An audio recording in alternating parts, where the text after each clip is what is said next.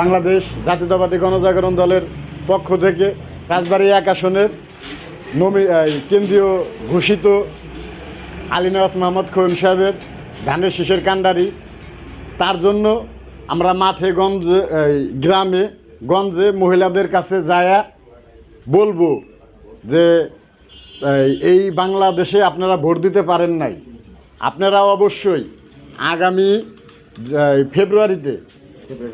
ফেব্রুয়ারির 12 তারিখে নির্বাচন, ওই নির্বাচনে যাবেন, আপনারা সত্যকারী একটা ভোট আপনারা প্রদান করবেন।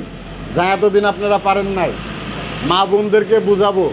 আমরা গণজাগরণ দলের পক্ষে যারা আছি তারা গ্রামগঞ্জে যায় মা বোনদেরকে একটা কথাই বলবো, আপনারা তারেক রহমানের ধানের শীষ প্রতীকে ভোট দিবেন।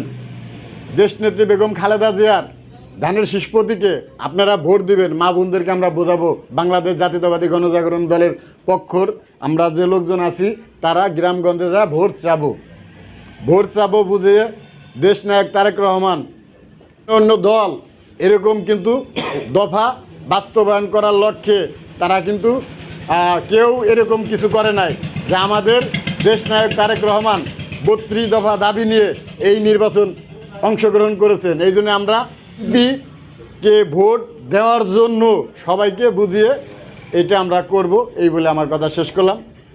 বাংলাদেশ জিন্দাবাদ।